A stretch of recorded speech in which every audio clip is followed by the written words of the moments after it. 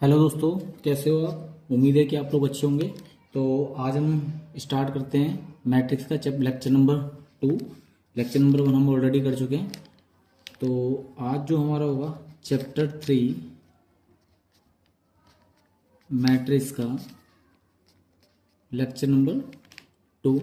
तो आज जो हम स्टडी करने वाले हैं इसमें, आज जो हम पढ़ेंगे वो पढ़ेंगे इसमें ऑपरेशन ऑफ मैट्रिक्स। तो आज की जो हमारी हेडिंग है basic operation on matrix. Matrix बोल दो या मैट्रिसेस बोल दो, तो डिफरेंट टाइप की मैट्रिसेस पे हम कुछ ऑपरेशन पढ़ेंगे। तो बच्चों इसमें जो ऑपरेशन हैं वो क्या क्या हैं। तो पहला जो ऑपरेशन जो हम इसमें पढ़ेंगे स्केलर मल्टीप्लिकेशन। क्या पढ़ेंगे? Scalar multiplication. सेकंड जो हम इसमें पढ़ेंगे वो पढ़ेंगे एडिशन, क्योंकि मैट्रिक्स की बात है तो हम यहाँ पे लिख नहीं रहे। थर्ड जो हम पढ़ेंगे इसमें ऑपरेशन वो आएगा आपका डिफरेंस। डिफरेंस बोल दो या सब्ट्रैक्शन बोल दो। और फोर्थ एंड लास्ट हम पढ़ेंगे इसमें मल्टीप्लिकेशन। इस मल्टीप्लिकेशन को आप कह सकते हो मैट्रिक्स मल्टीप्लिकेशन। मैट्रिक्स मल्टीप्लिकेशन, क्योंकि ऊपर हमने स्केलर मल्टीप्लिकेशन पढ़ा था। अब इनको बारी बारी से एक एक करके हम एक बार डिटेलिंग कर लेते हैं कि क्या क्या है। तो पहला जो हमारा टॉपिक है स्केलर मल्टीप्लिकेशन, इनको एक बार डिटेल कर देते हैं। उसके बाद जो हम सिर्फ जो टॉपिक पढ़ेंगे वो एनसीईआरटी का नहीं पढ़ेंगे, हम कोशिश करेंगे सिर्फ सीबीएसई के प्रीवियस जो ईयर के जो क्वेश्चन होते हैं हम उनको सॉल्व करेंगे टॉपिक वाइज। तो बेटा स्केलर मल्टीप्लिकेशन में क्या होता है कि जैसे आपको एक मैट्रिक्स दे रखी है, उसके अंदर किसी कांस्टेंट वैल्यू से मल्टीप्लाई करना। फॉर एग्जांपल मान लो ए आपकी एक मैट्रिक्स है, हमने मान लिया A B C and D, और हमें निकालना है के ए निकालना है। तो के यहाँ पे क्या है? कोई भी कांस्टेंट वैल्यू। तो के की मल्टीप्लाई अगर हम आपकी बी मैट्रिक्स में ए मैट्रिक्स में करते हैं तो आपका आंसर जो आएगा फाइनली वो क्या आ जाएगा?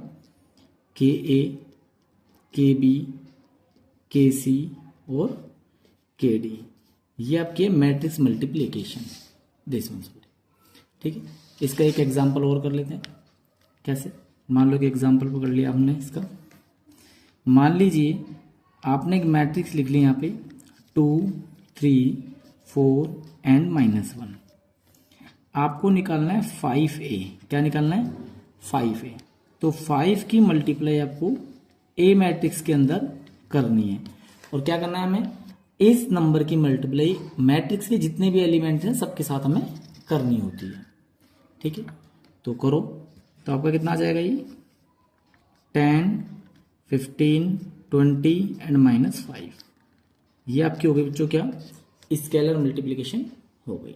ठीक है, अब आपका जो नेक्स्ट जो हमारा टॉपिक आएगा वो क्या है? हमारा नेक्स्ट जो टॉपिक बचता है आपका वो आता है आपका एडिशन ऑफ मैट्रिसेस। यानी दो मैट्रिक्स का हमें एडिशन करना है, सम करना है। तो वो जो सम के जब भी बात होगी, जब भी हम दो मैट्रिक्स को प्लस करेंगे तो इसके लिए कंडीशन है। कंडीशन क्या है? Both matrices have same order. यानी कि अगर दोनों मैट्रिक्स के अंदर सेम ऑर्डर होगा तो आपका एडिशन पॉसिबल होगा, अदरवाइज एडिशन पॉसिबल नहीं होगा। ठीक है, ये आपको ध्यान रखना है। एग्जाम्पल के तौर पे यहाँ पे हम देखते हैं।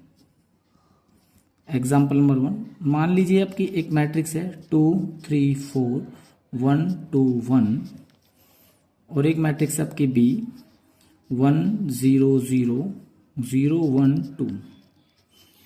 हमको निकालना है यहाँ पे ए प्लस बी। क्या निकालना है?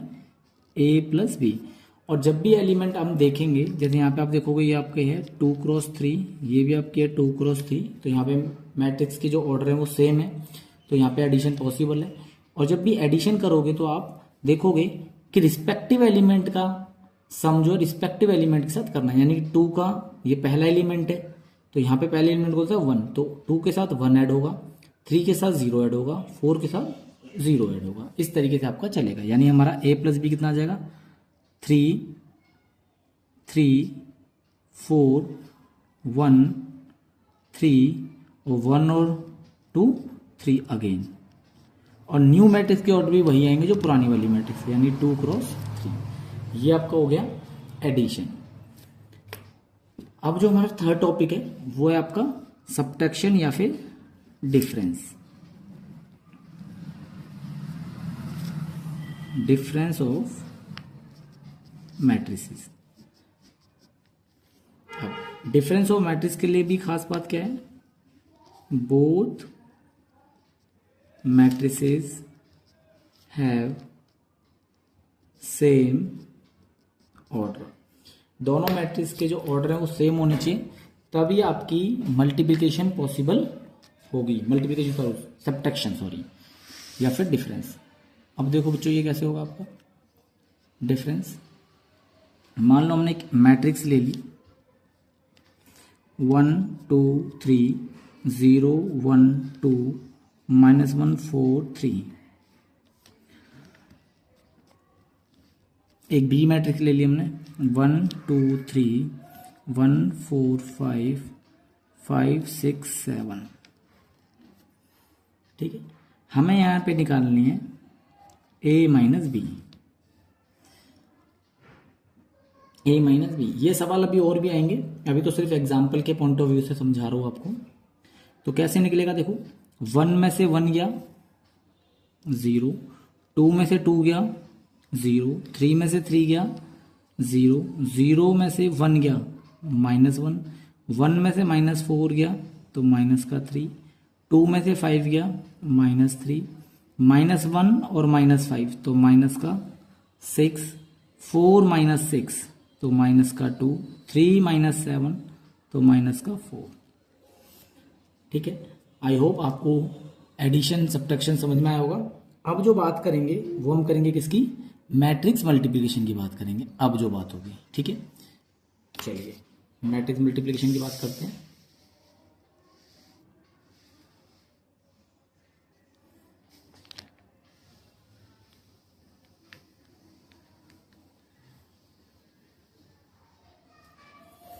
तो अब जो हमारी हेडिंग आ गई वो कौन सी आ जाएगी आपकी, फोर्थ हेडिंग मैट्रिक्स मल्टीप्लिकेशन।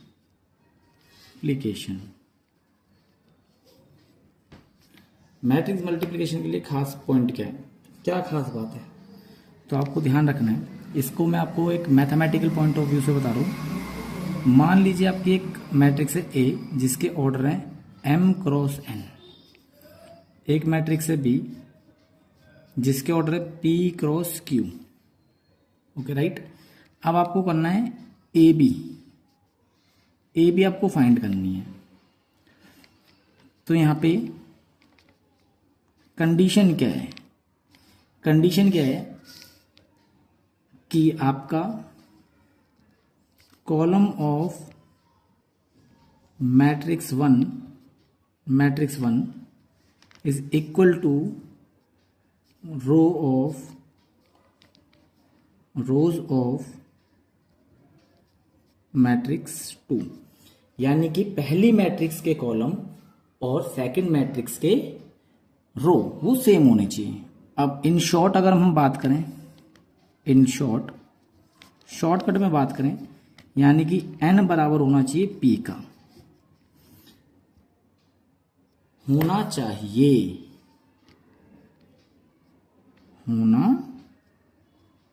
चाहिए। अगर ये कंडीशन होगी तभी मल्टीप्लिकेशन पॉसिबल होगी। अब बात आती है फिर न्यू ऑर्डर ऑफ मैट्रिक्स क्या होंगे। देन अगर मैट्रिक्स मल्टीप्लिकेशन ये पॉसिबिलिटी होगी तो फिर आपके क्या आएंगे, न्यू ऑर्डर ऑफ मैट्रिक्स। तो मैट्रिक्स के न्यू ऑर्डर क्या आएंगे या फिर नई वाली मैट्रिक्स के ऑर्डर क्या होंगे। तो नई वाली ऑर्डर जो आएंगे वो क्या आएंगे, पहली मैट्रिक्स का रो मल्टीप्लाई में सेकंड मैट्रिक्स का कॉलम, यानी m क्रॉस q, ये आपके होंगे ऑर्डर। अब इसका एग्जाम्पल देख लेते हैं, इसका एक एग्जाम्पल देख लेते हैं। पहले एक नॉर्मल एग्जाम्पल है, मान लीजिए एक एग्जाम्पल मैंने लिया, एक ए मैट्रिक्स है जिसके ऑर्डर है 2 क्रॉस 3, एक बी मैट्रिक्स है जिसके ऑर्डर है 3 क्रॉस 4। मुझे ए बी मैट्रिक्स के ऑर्डर बताने हैं। तो क्लियर है, पहली मैट्रिक्स के कॉलम बराबर है दूसरी मैट्रिक्स के कॉलम के रो के, यानी कि 3 बराबर 3 आ गया, तो इसका मतलब मैट्रिक्स मल्टीप्लिकेशन पॉसिबल है। अब हमारे न्यू मैट्रिक्स के जो ऑर्डर होंगे वो क्या होंगे, आगे वाली का रो यानी कि 2 और पीछे वाली मैट्रिक्स का कॉलम यानी कि 4, यानी कि ए बी मैट्रिक्स जो आएगी हमारे उसके ऑर्डर क्या होंगे, 2 क्रॉस 4 होंगे। सीबीएसई के अंदर मोस्ट इंपोर्टेंट पॉइंट आता है ये वाला, 110% सीबीएसई में ये क्वेश्चन आता है आपका 1 मार्क्स का, आना ही आना है। आपको 2 या 3 मैट्रिक्स दे देंगे, उनके ऑर्डर दे देंगे और आपसे पूछेंगे इन सब की मल्टीप्लिकेशन करने के बाद जो न्यू मैट्रिक्स आएगी उसके ऑर्डर क्या होंगे। अब एक बार मल्टीप्लिकेशन के देख लेते हैं। मल्टीप्लिकेशन का टॉपिक चाहे तो हम अभी कर सकते हैं, नहीं तो हम चाहें तो मल्टीप्लिकेशन बाद में भी करेंगे। बाकी जब ये क्वेश्चन आएंगे आपके तब साथ के साथ भी करेंगे। मल्टीप्लिकेशन की एक बार देख लेते हैं एक बार, ठीक है, ताकि आप लोगों को ये रहे कि हाँ भाई हमने मल्टीप्लिकेशन एक बार पढ़ लिया था। मल्टीप्लिकेशन के देखते हैं क्या करेंगे। तो मल्टीप्लिकेशन भी करेंगे तो इसका एक बड़ा सा एग्जाम्पल ले लेते हैं। बड़ा सा इन सेंस मतलब सॉल्व के लिए। मान लो हमने एक सवाल ले लिया 2 1 4 5 1 2, एक बी मैट्रिक्स ले लेते हैं, इसके ऑर्डर हमारे 2 क्रॉस 3 के। तो जो नेक्स्ट मैट्रिक्स हम लेंगे मल्टीप्लिकेशन के लिए उसमें आपके रो 3 होनी चाहिए, यानी 1 2 2 1 0 1 3 इंटू 2। तो मैट्रिक्स पॉसिबल है बिल्कुल, क्योंकि फर्स्ट वाली के कॉलम और सेकंड वाली के रो आपस में कैसे हैं, सेम। ये दोनों कैसे हैं, एकदम आपके सेम है, सेम। तो मैट्रिक्स मल्टीप्लिकेशन पॉसिबल है। चलो करते हैं, ए बी निकालते हैं हम, 2 1 4 5 1 2।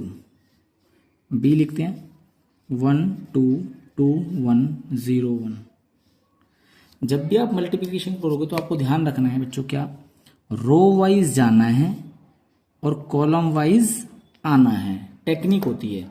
अब इसको देखो ध्यान रखना है, पहली रो और पहला कॉलम मिलके एक एलिमेंट बनेगा, फिर पहली रो की मल्टीप्लाई दूसरे कॉलम में करेंगे, सेकंड एलिमेंट बनेगा, फिर पहली रो की मल्टीप्लाई अगर तीसरा कॉलम होता तो उसमें भी मल्टीप्लाई करते, वो आपका तीसरा एलिमेंट बनता। अब यहां पे आपको क्या मिलेगा, 2 की मल्टीप्लाई 1 में करेंगे, रिस्पेक्टिव एलिमेंट का करना है, पहले एलिमेंट की मल्टीप्लाई पहले में एलिमेंट में करना है, यानी 2 की मल्टीप्लाई 1 में करेंगे तो आपका कितना आ जाएगा 2, फिर 1 की मल्टीप्लाई इस वाले 2 में करेंगे तो आपका कितना आ जाएगा अगेन 2, 4 की मल्टीप्लाई 0 में करेंगे तो आपका आ जाएगा 0। नेक्स्ट, अब 2 की मल्टीप्लाई 2 में करेंगे तो आपका आ जाएगा कितना 4, 1 की मल्टीप्लाई 1 में करेंगे तो आपका आ जाएगा 1, 4 की मल्टीप्लाई 1 में करेंगे तो ये आपका आ जाएगा 4। खत्म। अब पहली रो की मल्टीप्लाई सारे कॉलम में होगा, यहाँ पे 2 ही कॉलम थे 2 में होगी। अब यहाँ पे रो चेंज तो यहाँ पे भी रो चेंज करो, 5 की मल्टीप्लाई 1 में करेंगे तो 5, 1 की मल्टीप्लाई 2 में करेंगे तो 2, 2 की मल्टीप्लाई 0 में करेंगे तो 0। नेक्स्ट, 5 की मल्टीप्लाई 2 में करेंगे तो 10, 1 की मल्टीप्लाई 1 में करेंगे तो 1, 2 की मल्टीप्लाई 1 में करेंगे तो 2। तो फाइनली जो आपका जो आंसर आएगा वो क्या आ गया बच्चों, ये आ गया 4 और ये आपका आ गया कितना 9, ये आपका हो गया 7, ये आपका हो गया 13। आप यहाँ पे देख पा रहे हो कि हमारे जो न्यू मैट्रिक्स के ऑर्डर है वो है 2 क्रॉस 2 और वो यहाँ पे बनने भी चाहिए थे, क्योंकि मैंने बोला था कि मल्टीप्लिकेशन का जो ऑर्डर बनते हैं वो पहली मैट्रिक्स का रो और सेकंड मैट्रिक्स का कॉलम। तो देखो 2/2, तो यहाँ पे भी 2/2 है। इसी के साथ ये आपकी जो हमारे ऑपरेशन थे उनका बेसिक आइडिया आपको पता लग गया कि कैसे परफॉर्म होने हैं। अब क्या करते हैं हम, सीबीएसई में जो क्वेश्चन आते हैं, उनको करते हैं। इसमें एक छोटा सा क्वेश्चन और लिख देता हूँ, एक फॉर्मेट है, एक रूल है। क्या है वो रूल? कई बार क्या होता है कि आपको एक मैट्रिक्स दे देते हैं, आपको पेपर में एक मैट्रिक्स दी जाती है, ठीक है बच्चों, क्या दी जाएगी? एक मैट्रिक्स दी जाएगी और आपसे पूछा जाएगा कि इसकी नंबर ऑफ पॉसिबल मैट्रिक्स क्या होंगी। एक क्वेश्चन आपका आता है, बड़े पैमाने पे आता है और 110% आएगा 1 मार्क्स के लिए, 110%। अब वो क्वेश्चन क्या है वो आपको दिखा देते हैं, एक बार बता देते हैं तो आप समझ पाओगे।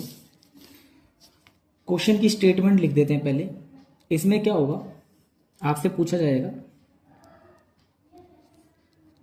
The number of possible matrices of order m cross n with each entry A और B। ये कॉन्सेप्ट है, ये आपसे पूछा है। यानी कि इसमें एक मैट्रिक्स ऑर्डर होंगे और उस मैट्रिक्स में किन एलिमेंट्स का यूज किया गया, मतलब कितने एलिमेंट का यूज किया गया है वो आपको बता देंगे। 2 एलिमेंट का यूज करा है या 3 एलिमेंट का यूज करा है। जैसे कि अगर हम इसमें देखें तो हमारे कितने एलिमेंट है, यहाँ पे 4 एलिमेंट है, क्योंकि 4, 9, 7, 13 चारों अलग अलग नंबर है। सपोज करो अगर सब जगह 4 होता, 4 4 4 4, तो कितने एलिमेंट यूज होते? सिर्फ 1 एलिमेंट यूज होता। तो उसी हिसाब से पूछा, तो इसका आंसर हमेशा आपको लिखना है। फॉर्मूला क्या बनेगा इसका? आपको लिखना है नंबर ऑफ एंट्रीज और इसकी पावर लगानी है नंबर ऑफ एलिमेंट, ठीक है। अब एक एग्जांपल देखो, अब एक एग्जांपल दिखा देते हैं इसके बिहाफ पे आपको।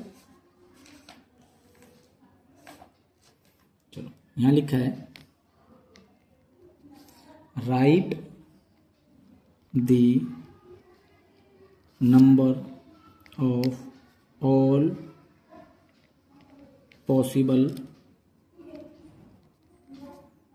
Matrices of order 2 cross 2। यहाँ पे जरूरी नहीं कि आपकी स्क्वायर मैट्रिक्स हुई, कैसी हो सकती है, with each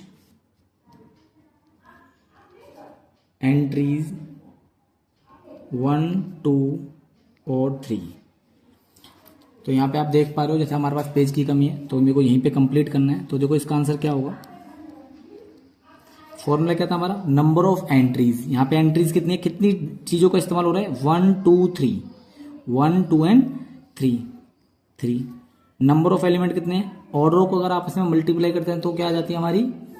number of elements आ जाते हैं। तो 2 × 2 4, यानी 2 की पावर 4। तो ये आपका कितना आ जाएगा? 3 × 3 × 3 × 3। आपको पता है 3 को अगर 4 बार लिखेंगे तो आंसर आ जाएगा आपका 81। आपके एनसीईआरटी में भी एक क्वेश्चन दिखा रखा है, उसमें यहाँ पे आपको 2 ही एंट्रीज दिखा रखी हैं और वहाँ पे आपका जो ऑर्डर ऑफ मैट्रिक्स है वो आपका 3/3 है। तो आपका वहाँ पे आंसर कितना बन जाएगा? 2 की पावर 9। तो उसको सॉल्व कर लेंगे। अब ये देखना पड़ेगा वो 2 की पावर मतलब 4/4 तो नहीं है। अगर 4/4 होगा तो अलग आ जाएगा, मतलब डिपेंड करता है ऑर्डर के ऊपर, ठीक है। आई होप आपको ये क्वेश्चन समझ में आ गया होगा। इंपॉर्टेंट क्वेश्चन है, 1 मार्क्स के लिए आना ही आना है। अब देखते हैं हम आगे के क्वेश्चन जो है आज के लिए, ठीक है, जो सीबीएसई में आए हुए हैं।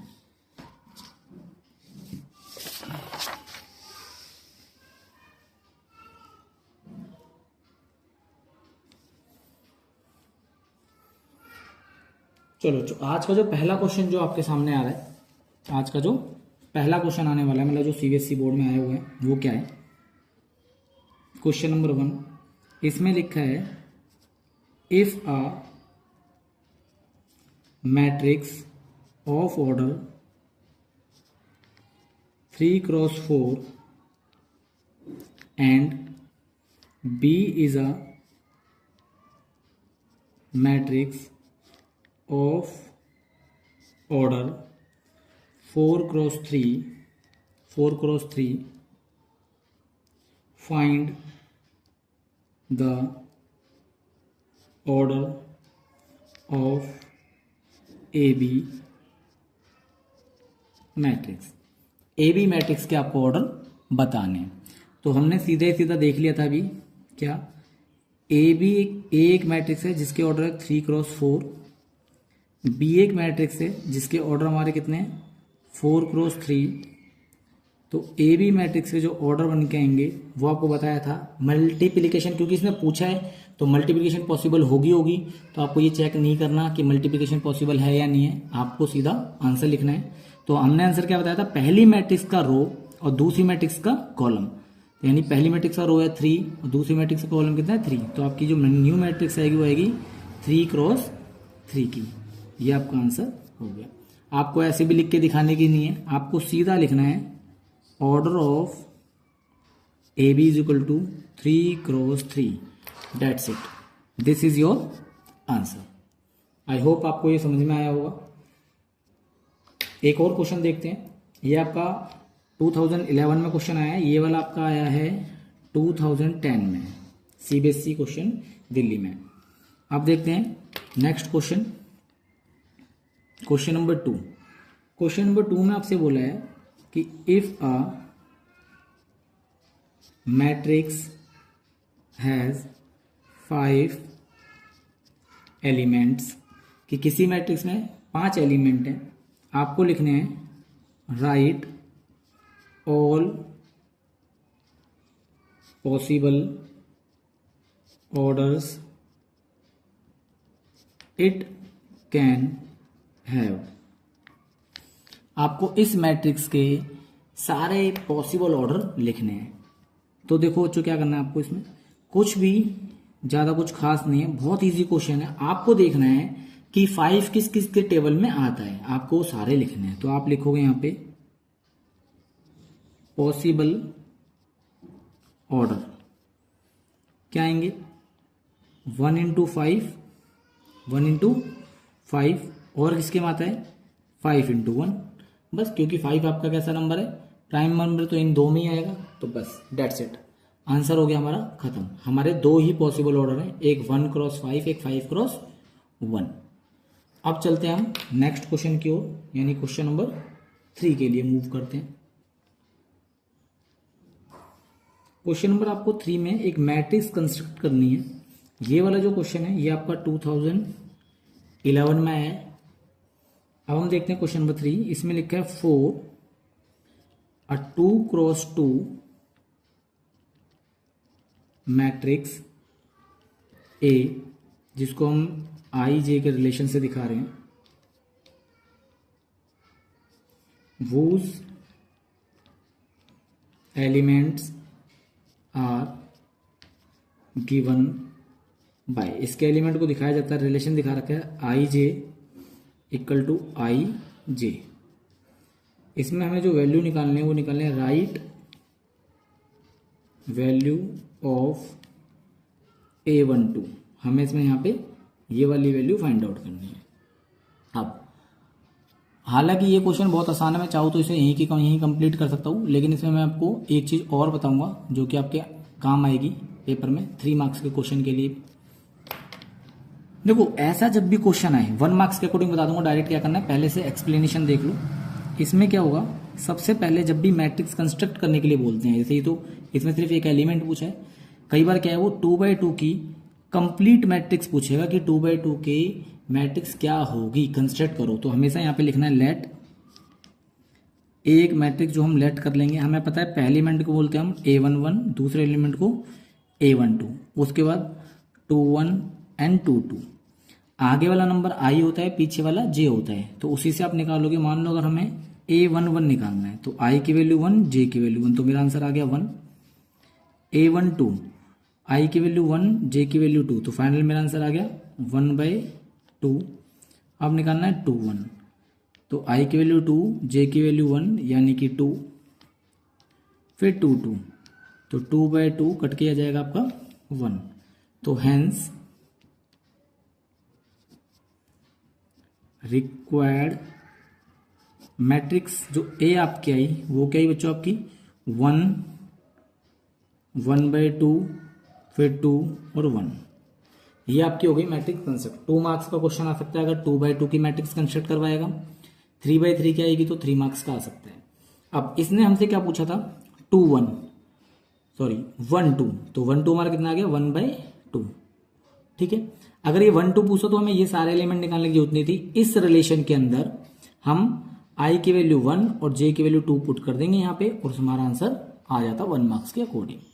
ठीक है, आई होप आपको ये समझ में आ गया होगा अच्छे से। अब हम करते हैं क्वेश्चन नंबर 4। क्वेश्चन नंबर 4, ये वाला क्वेश्चन भी आपका 2011 में आया है, ये आपका दिल्ली में आया है और ये आपका ऑल इंडिया लेवल पे आया है। अब क्वेश्चन नंबर 4 क्या कह रहा है बच्चों, वो कह रहा है right the order of the product matrix. आपको ये दो मैट्रिक्स दिखा रखे हैं 1 2 3 2 3 4। वो पूछना चाह रहा है कि इसके, सॉरी आपको दिखाने वो मैंने ऊपर नहीं करा,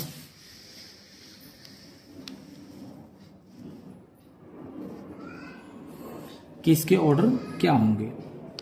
तो आप इजीली देख सकते हो इस वाली मैट्रिक्स के ऑर्डर कितने हैं, रो कितनी है 1 2 3, यानी कि 3, कॉलम कितने हैं 1।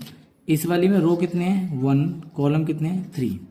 हमने बताया था कि जो ऑर्डर होंगे, ऑर्डर ऑफ मैट्रिक्स, वो क्या होंगे, पहली वाली की रो और सेकंड वाले के कॉलम, यानी 3 क्रॉस 3, ये आपके हो गए न्यू मैट्रिक्स के ऑर्डर। आई होप आपको ये अच्छे से समझ में आया होगा। इसी टाइप के ये क्वेश्चन है आपके। अब हम देखते हैं एक और क्वेश्चन ऑर्डर ऑफ मैट्रिक्स का ही। अगर वो आपको रफ लिख के दे दे, जो क्वेश्चन नंबर 5 हमें दिखा रखा है, उसमें आपको बोल दिया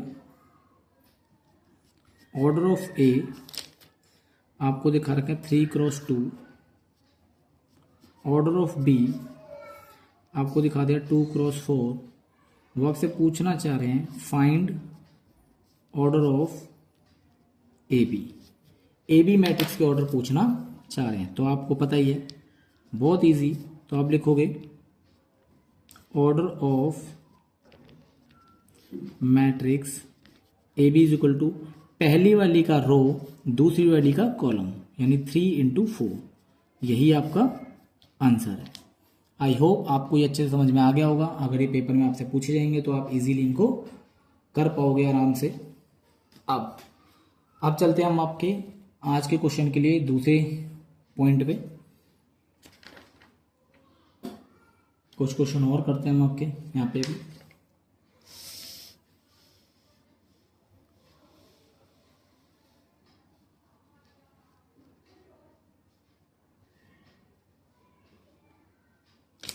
चलिए, अब जो हमारा नेक्स्ट क्वेश्चन है वो आएंगी कंपेयरिंग, वैल्यू फाइंड आउट करने वाला।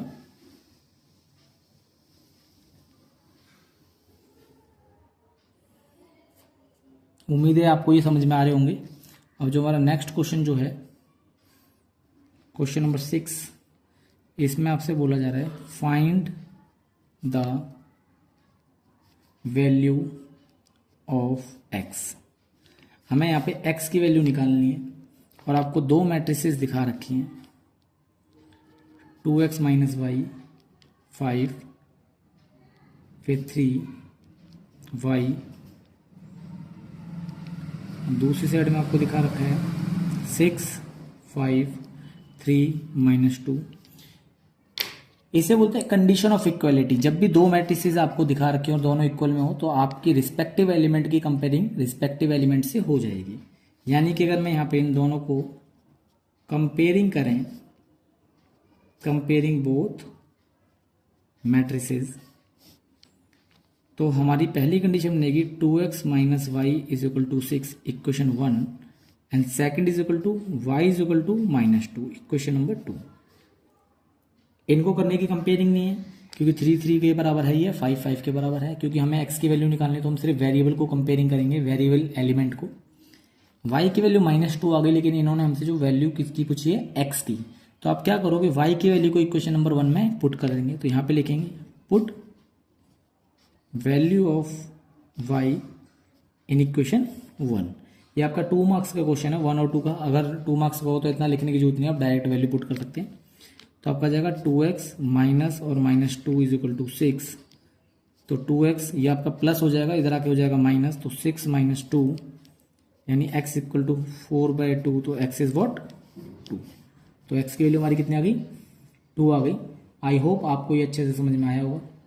एक और क्वेश्चन देखते हैं इसी से रिलेटेड, थोड़ा सा इसको टफ बना देते हैं,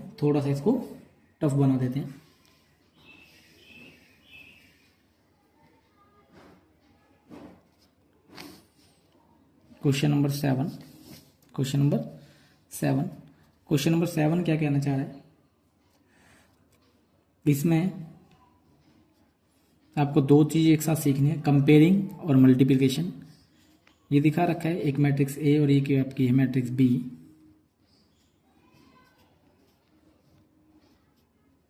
सेवन 11 के एंड 23 आप इजीली देख पा रहे हो। यहाँ पे आपको क्या करना है, के की वैल्यू फाइंड आउट करनी है। तो यहाँ पे इक्वल टू का निशान है, दोनों साइज मैट्रिसेस हैं, लेकिन यहाँ तो सिंगल है, लेकिन यहाँ पे डबल मैट्रिसेस है और दोनों आपस में मल्टीप्लाई में। तो पहले हमको क्या करना पड़ेगा, इन दोनों मैट्रिसेस की मल्टीप्लाई करनी है और फिर उसके बाद देन कंपेयरिंग करनी है। तो सॉल्यूशन आपका कैसे स्टार्ट होगा, यहाँ पे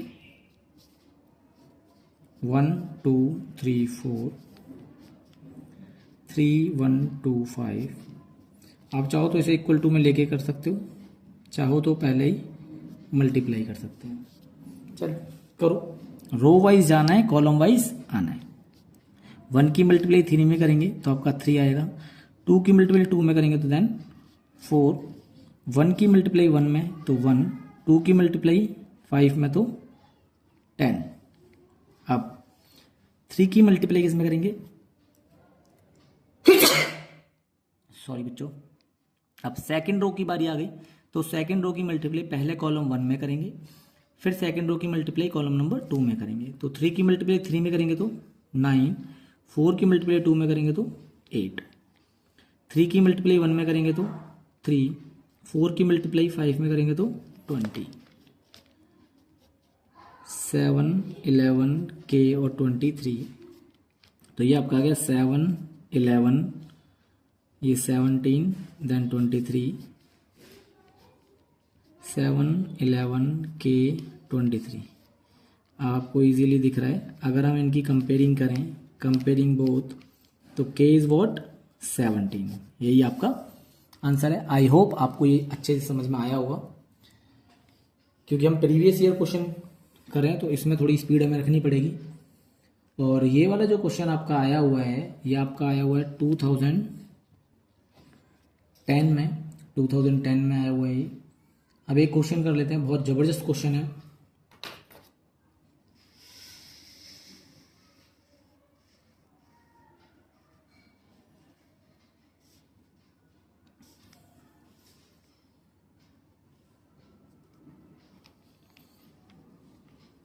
क्वेश्चन नंबर 8, इसमें आपको ए दिखा रखा है बच्चों कितना,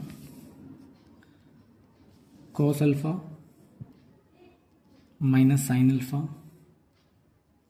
साइन अल्फा कॉस अल्फा, और आपको बोल रहा है then what value of alpha is A is an identity matrix. ये बोल रहा है अगर ए हमारी आइडेंटिटी मैट्रिक्स बन जाए, यानी ए मेरी ये बन जाए,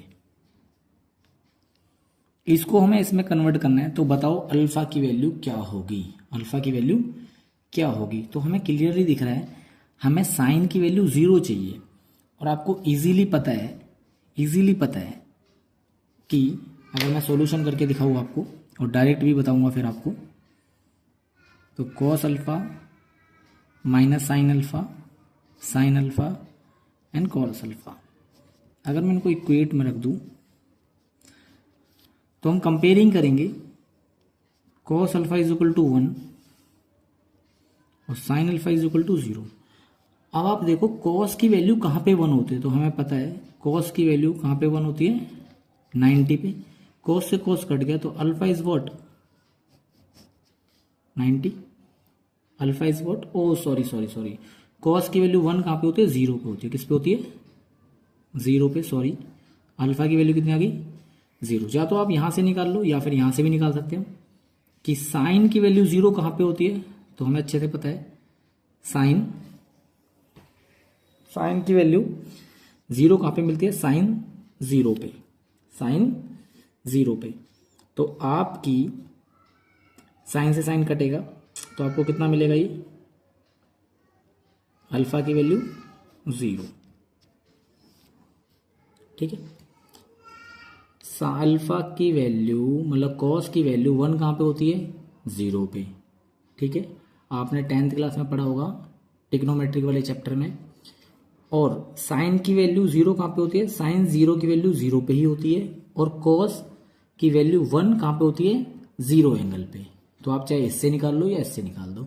और हम डायरेक्ट, क्योंकि 1 मार्क्स का क्वेश्चन है तो हम डायरेक्ट यहाँ से किसी एक को सॉल्व करना है, वरना हमें पता ही है कि भैया कॉस की वैल्यू 1 कहाँ पे होती है, तो 0 एंगल पे, तो सीधा अल्फा की वैल्यू 0, डेट सेट खत्म। 1 मार्क्स के अकॉर्डिंग उतना भी लिखेंगे तो भी हम आंसर नंबर पूरे मिलेंगे। अब एक दो क्वेश्चन और देख लेते हैं जो कि हों, इसके से बहुत सारे क्वेश्चन हैं आपकी बुक में, ठीक है, बहुत सारे क्वेश्चन मिलेंगे आपको इसके जैसे। जो एक क्वेश्चन और मैं आपको करा देता हूँ, वो भी एक क्वेश्चन और कराता हूँ।